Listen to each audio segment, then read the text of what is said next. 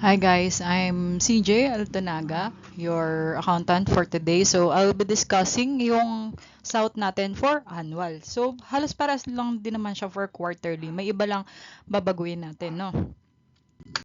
Disclaimer, accountant is not all no basis. Sometimes we tend to forget and miss something. If so, please let me know in the comments. So SOUT, annual filing lang to ha.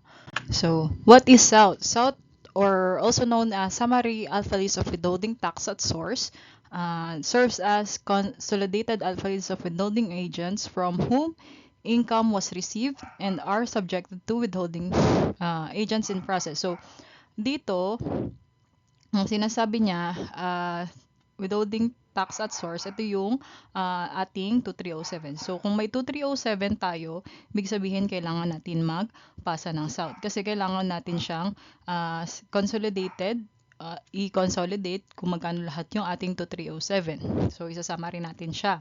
So, whose income was received? So, yung income natin na na-receive, dinadadakan yon. So, yun yung 2307 natin are subjected to. So, sino ang withholding agent natin? Si Shopee. Okay?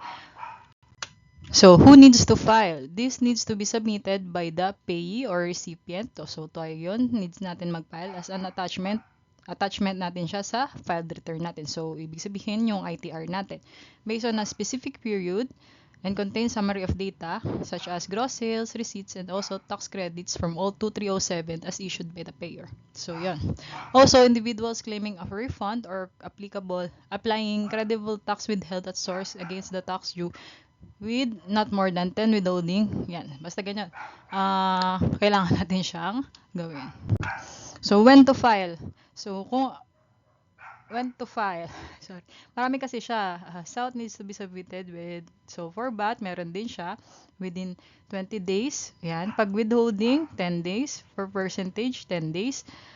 For income tax return, 45 days. Within, ayan, quarterly to, within 45 days or 60 days. Depende kay,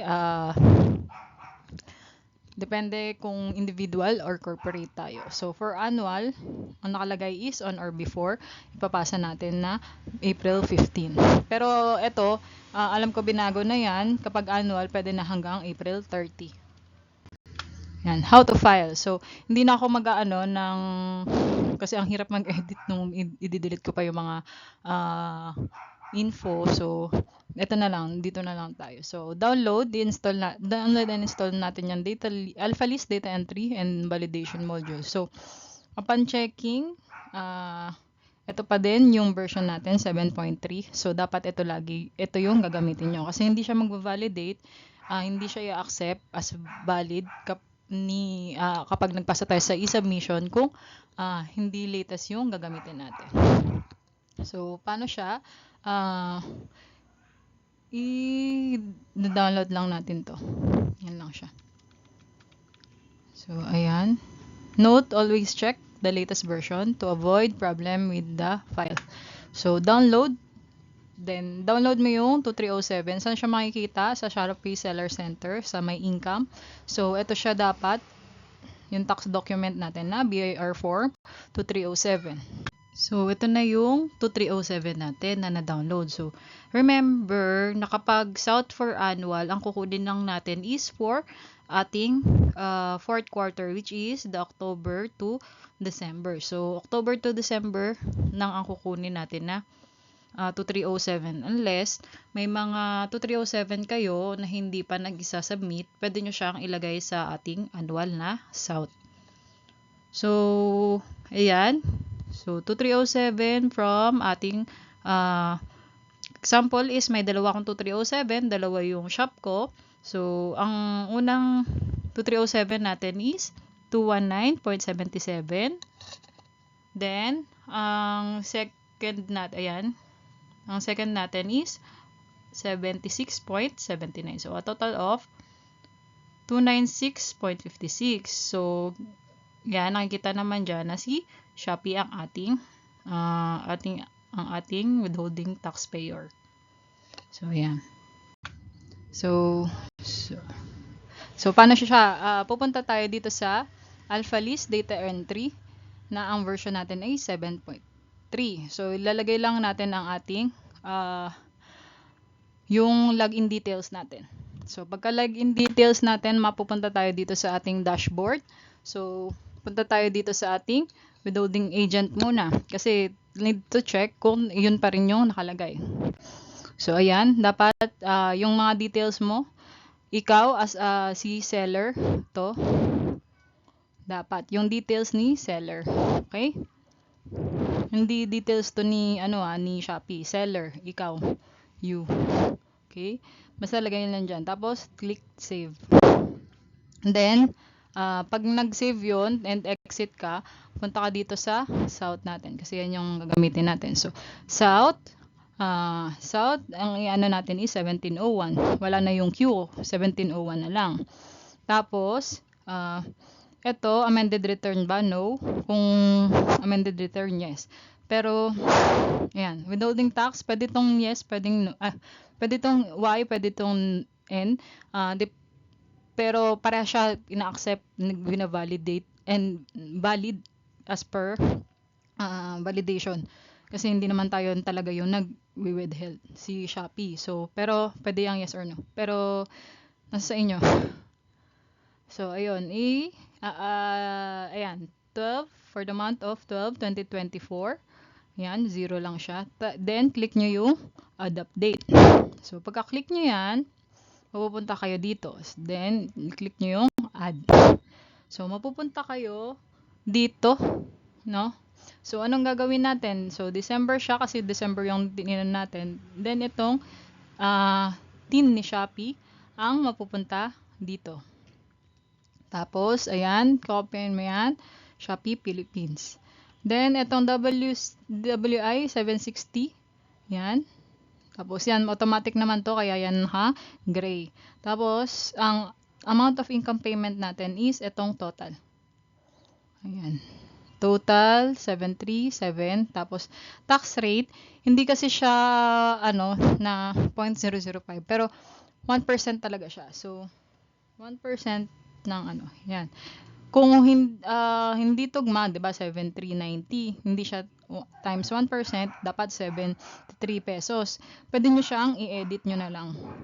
Pwede siya, editable siya. At okay lang 'yun. So, kapag basta ito tama siya, 76.9. So, pag okay na 'yan, save natin. Pag save natin, ayan. Ayan na yung nangyari, 'di ba? Mag-a-add tayo. Kasi kunyari dalawa. Pero kung hindi na dalawa, next step na kayo. Pero kung dalawa, i-add mo 'yan. Ito yung pangalawa, December. So, sequence natin number 2. Ayan. Then, same tin ni Shopee, registered name ni Shopee. Then, ito, WI 760 ang ATC natin. Then, ito, total na 21,653. Tapos, 1%, ito. Yan. So, hindi siya tugma, edit mo na lang. So, click the add again. So, pagka-click mo ng add, pwede mo siyang i-inquire. Yan. Dito yung inquiry screen mo. So, para makita mo kung tama siya. So, from 219 tsaka 76, tama naman na 296 yung ating total na tax withheld. So, dapat tama din ito. So, click natin yung back. Pagka-back, ayan, ito yung kinik kanina. Tapos pagka-back, i-exit na natin siya. Na exit. Pagka-click na exit, i-print inquire. So, pagka-print inquire, Excel mo to Excel report para makapag-print ka ng inyong dot file. Kasi kapag naging dot file na siya, hindi mo na siya may edit, hindi mo na siya makikita. So, Excel report, then yan, pupunta ka dyan. Tapos yan, dapat parehas yan, ganyan. Then, isi-save mo na lang to. Ikaw na bahalang mag-save. Kunyari, ganyan. Sinave ko siya na South Excel 1701. Nasa iyo kung paano mo siya isi-save. So, yan. Tapos na yan, i-click mo na yung back. So, ganyan siya. So, yun yun. Tapos, generate file. Pagka-generate mo ng file, pupunta ka dito. Isi-save mo na ganyan. Save mo lang. Tatandaan mo kung saan siya naka-folder. So, pagka-save, ayan, do want to view the file, mag-yes ka. Ayan, ito na yung file na .file, hindi na yung Excel. Ito yung hindi mo na may kiklik again kapag hindi mo na siya mababasa kapag, ayun, hindi na siya mag-read sa notepad once na na-exit mo na siya. So, ganyan siya, no? So, ayun, pagka-exit nun, pagka ano mo, di ba, close mo na yung notepad, ito yung mangyayari. Si Visual Pro, Fox Pro, tapos i-okay mo lang siya. Pagka okay mo yan, back to main menu ka na. Dapat mo tong, pagka back to main menu, exit. Hindi mo ma-open yung south file or hindi siya magva-validate hanggat hindi mo i-exit tong data entry. So, dapat i-exit natin siya. So, pagka-exit natin, okay na tayo dito sa data entry. So, data entry lang siya, okay na siya. So, i-validate natin before natin i-submit kay BIR. Kasi matagal mag-reply si BIR, so dapat alam natin kung valid na yung file natin. So, eto, pagka-click mo yan, pupunta ka dito, automatic itong lalabas. Kasi tapos mo na itong data entry. Pagkatapos mo yan, i-click mo tong south. Then, yan, mapupunta ka dito. Ang gagawin mo lang, 1701. Yan, 1701 na tayo, wala na itong Q. So, 1701, pupunta ka dito sa BIR Alpha List. Gigat mo yung file na ginawa mo. So, ginawa ko to, sample, January 25. Yan. Yan yung pinaka-latest ko. So, yan yung kukunin ko. I-okay ko lang siya. Then, pupunta ulit ako dyan. Mapupunta siya dito. So, ayan. Withholding tax. Same lang naman yan dyan. Then, 12.